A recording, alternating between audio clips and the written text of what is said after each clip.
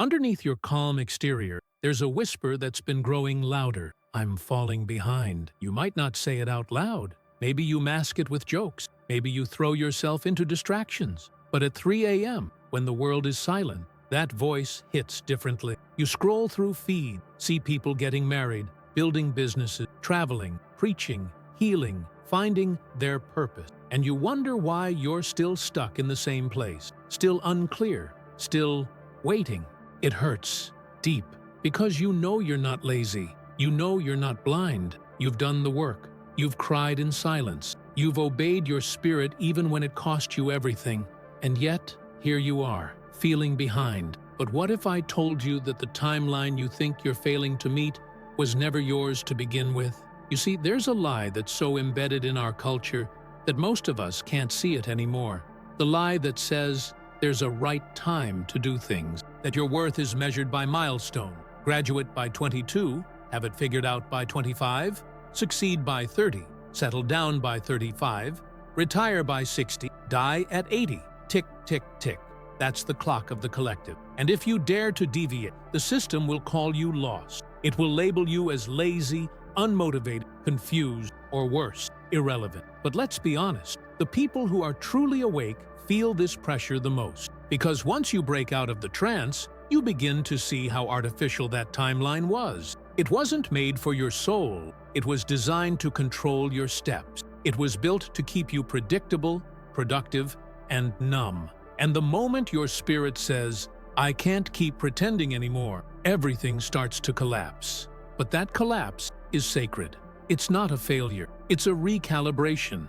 Most people don't know this, but some of the most spiritually attuned souls on Earth didn't arrive until the world had already written them off. Carl Jung didn't publish his most profound psychological work until he was deep into his 50s. Moses wandered the desert for 40 years before stepping into his true calling. Even Jesus spent 3 silent decades in the background, while everyone else rushed ahead in the marketplace, politics, or temple hierarchy. He wasn't late.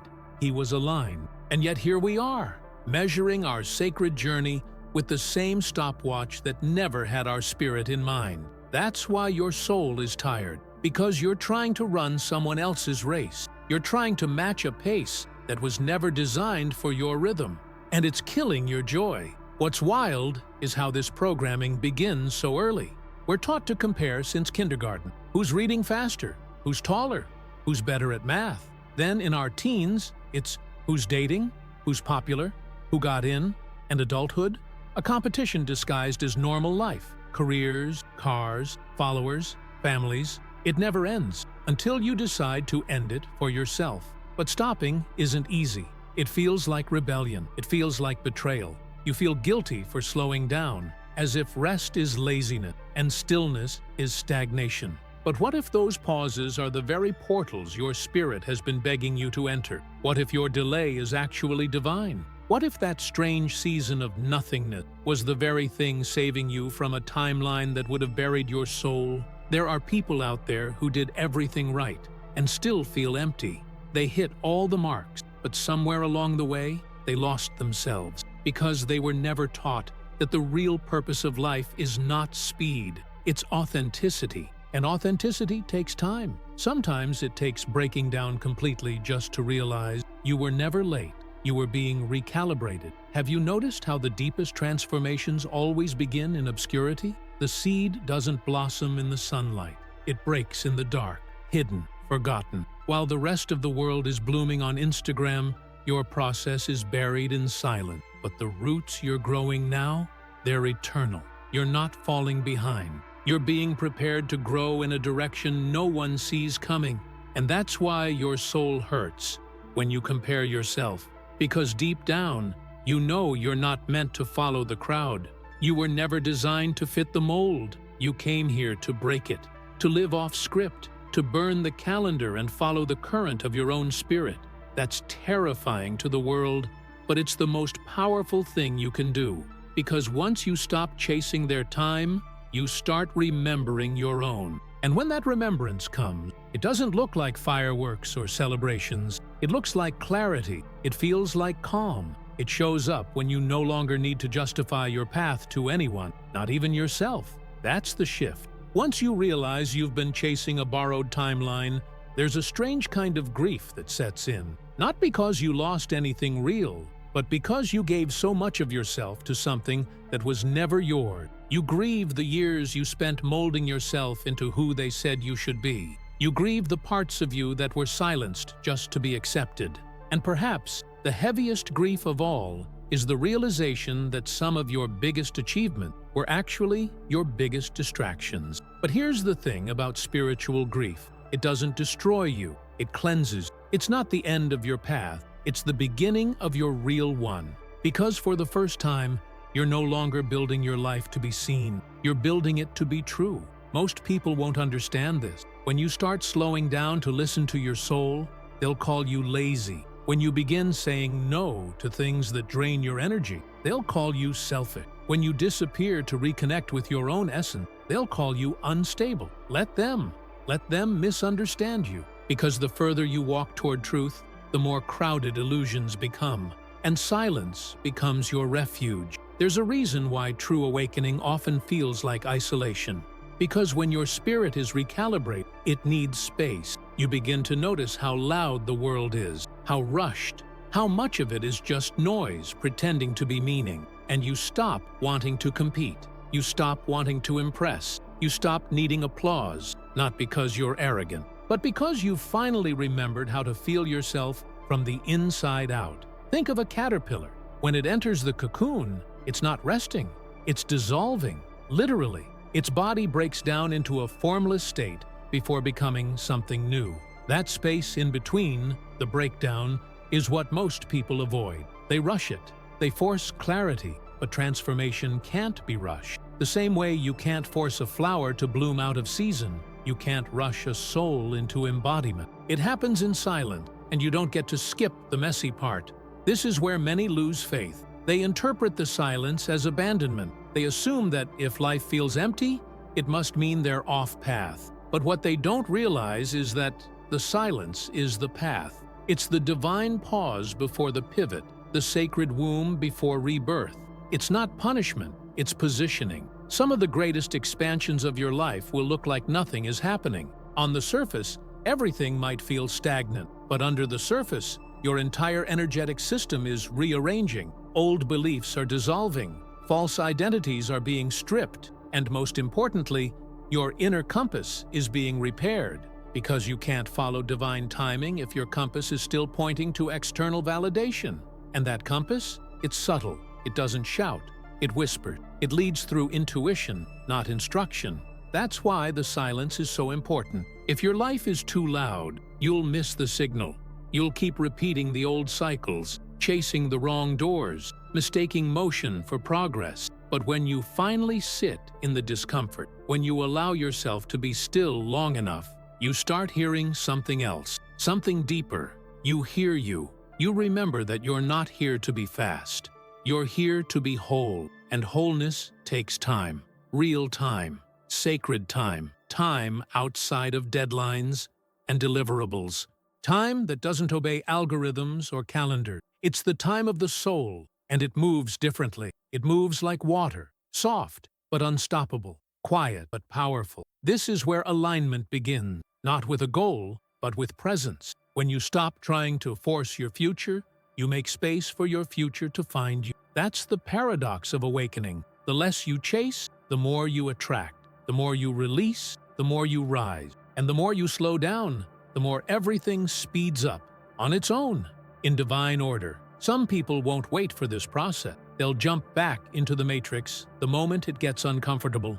They'll chase the next distraction, the next validation, the next illusion of progress. And that's okay. That's their lesson. But if you're still here, reading that, feeling that, it's because something in you is choosing differently. You're choosing depth over speed, soul over structure, truth over performance. And that choice? That's the shift the world needs. Because when enough people step out of the rush, the entire frequency of the planet begins to change. Time bends, reality reshapes, and a new timeline emerges. Not one built on fear, but on flow. And you, just by being who you are, become part of that creation. It's no small thing. It's a strange thing when the world around you keeps moving and you suddenly feel like you're no longer invited to the race. You look around and everyone seems to be sprinting, chasing careers, climbing ladders, ticking boxes, while you're standing still, confused, asking questions no one else seems to care about. You wonder, did I miss something? Did I fall behind? But the truth is more radical than that. You didn't fall behind. You stepped outside. You stepped outside the programming, because what society calls progress often comes at the cost of self-abandonment. And what they call success is frequently just a polished mask covering deep spiritual exhaustion. You see people who look alive, but they're not living. They're surviving routines, performing roles, obeying scripts written by systems that never asked what their soul came here to do. And then, something inside you broke the rhythm.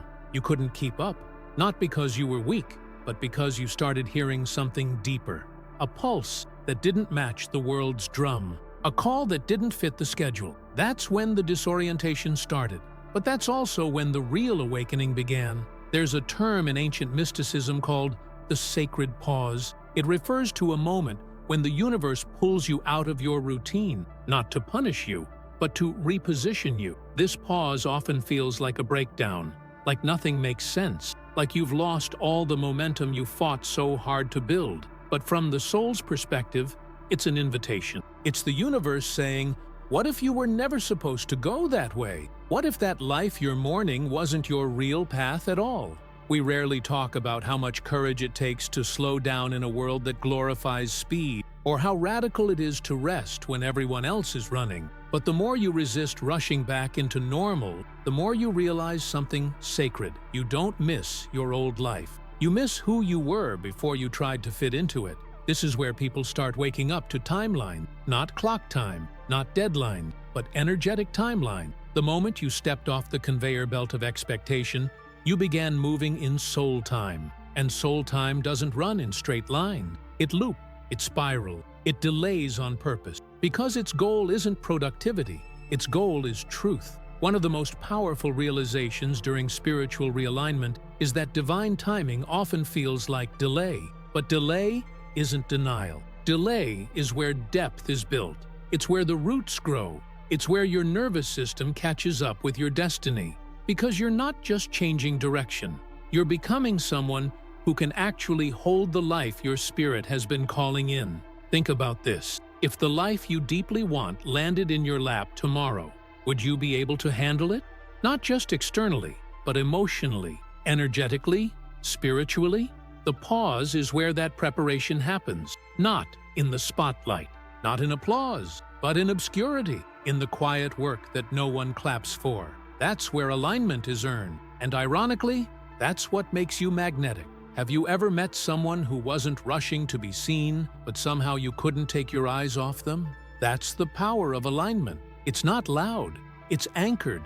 It's not performance, it's presence, and presence can't be faked. It's the result of choosing soul over spectacle, depth over distraction, truth over timeline. You start noticing it in small ways. You no longer panic when plans fall apart. You don't chase people who leave. You stop explaining your growth to those committed to misunderstanding you, not because you've given up, but because you've grown up. Spiritually, you've stopped trying to force what's not meant and started trusting what's unfolding. And this trust, it's not passive, it's powerful. It rewires your nervous system. It untangles the trauma that told you you're only worthy if you're producing. It dismantles the anxiety that made you fear stillness, because now, stillness feels like safety, silence feels like strength, and not knowing feels less like failure and more like freedom. This is where the old you would have panicked, but the new you breathed. This is where the old you would have chased, but the new you surrendered, not out of weakness, but wisdom. Because the timeline you're on now doesn't respond to panic. It responds to presence, and every time you choose to trust it, it expands, not just for you, but for everyone watching. Because whether you realize it or not, your shift is contagious. The people around you feel it. They may not say it, but they sense it. Your peace makes them question their rush. Your clarity makes them examine their chaos. Your boundaries shine a light on their self-abandonment. And that's the paradox of divine timing. It's deeply personal, but universally powerful. You're not just off the grid, you're ahead of it. You're moving in a reality most people haven't even begun to imagine. A reality where time bends for truth, where doors open without knocking, where what is meant for you arrives not because you chased it, but because you became it. There's a quiet rebellion that happens the moment you stop asking, "Am I late?" and start wondering, late for what? It's a shift so subtle most people won't even notice when it begins. But you feel it, deep in your bones, in the space where pressure used to scream, silence now speaks.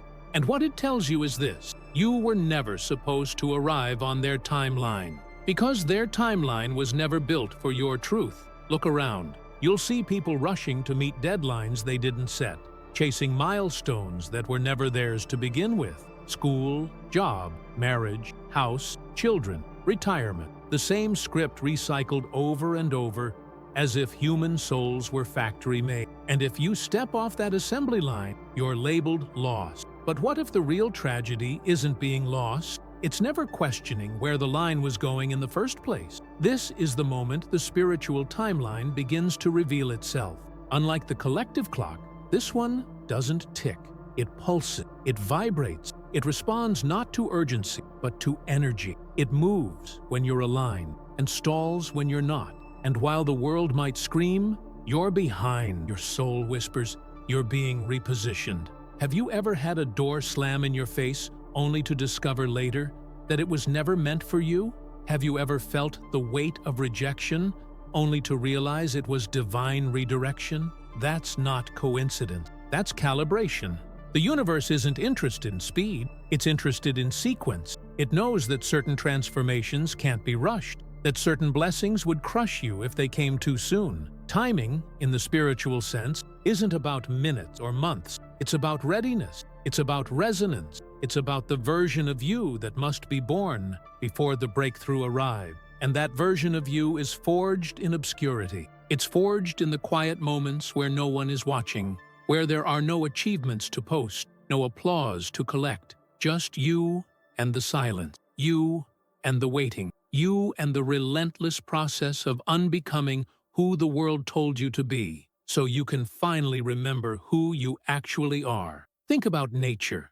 A seed doesn't sprout the moment it's planted. It enters darkness. It sits. It breaks open underground where no eye can see. There's no rush, no panic. Just surrender to a process older than time itself. And when it's finally ready, it doesn't compete with the flowers around it. It simply grows.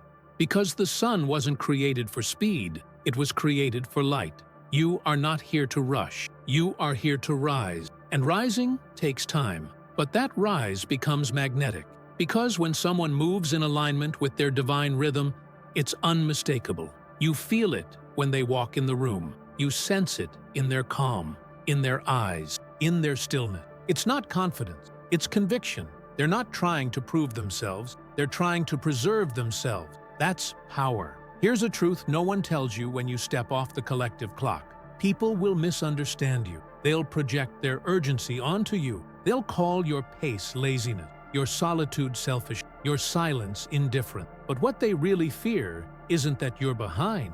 It's that you've stopped playing their game. You've unplugged from the matrix they never questioned. And when someone unplugs, they glow differently. You begin to realize that what you once called delay was actually divine incubation, that the loneliness you resented was spiritual insulation, that the detours were never distraction, they were directions. You were being rerouted, not for punishment, but for preservation. Because sacred things grow slowly, quietly, deeply, and only the patient get to taste their full fruit. So you stop comparing, you stop checking who's ahead, you stop measuring your life by timelines built for different missions, you start asking new questions, real questions. What's trying to find me while I'm still?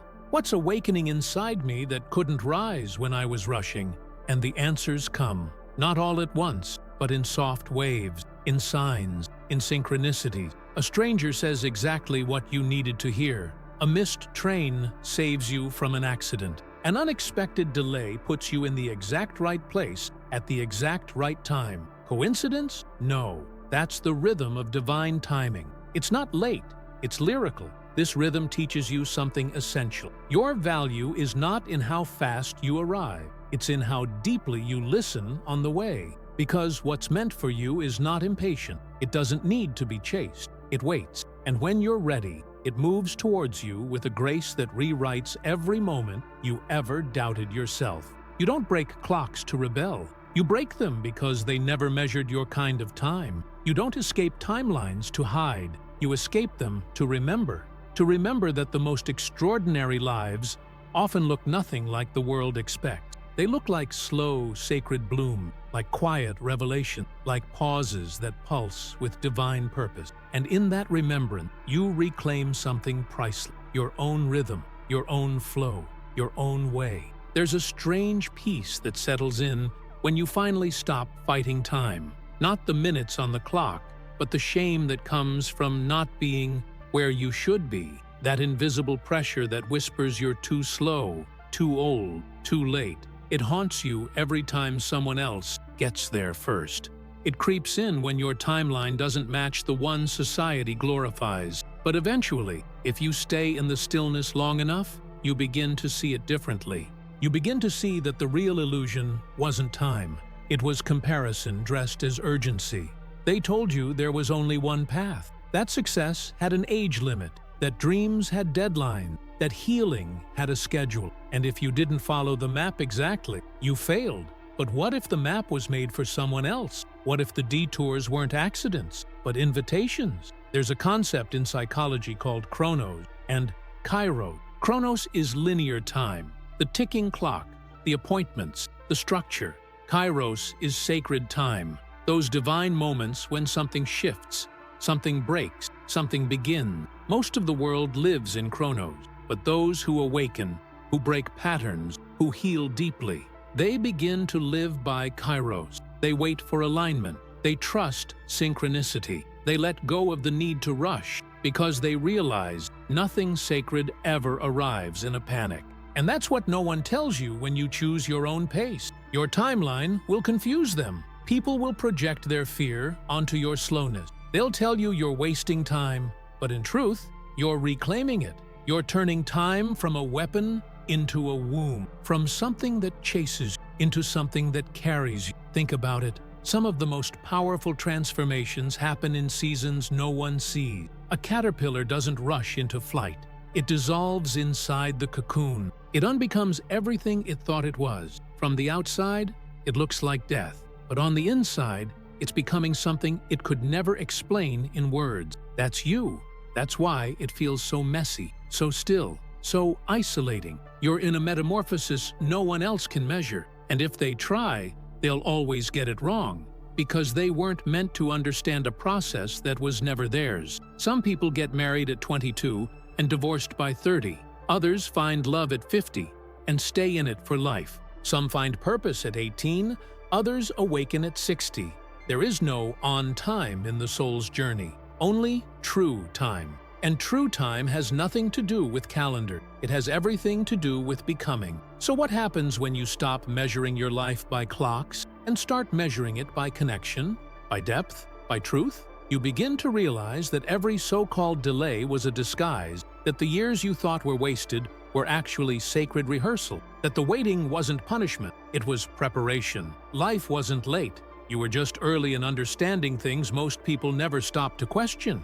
And there's something quietly terrifying about that, because when someone no longer needs to compete, compare, or prove, they become unshakable. Their silence becomes unsettling. Their presence becomes powerful. They walk into rooms with no resume and still shift the energy. Why? Because they carry something you can't manufacture: alignment. Alignment doesn't come from rushing. It comes from refinement, from sitting in the dark long enough to hear your own soul speak, from watching everything you thought you needed fall away, only to realize you were the thing you were waiting for. So let them wonder why you're so calm. Let them misunderstand your pace. Let them think you're behind. You're not behind. You're building quietly, precisely, sacredly.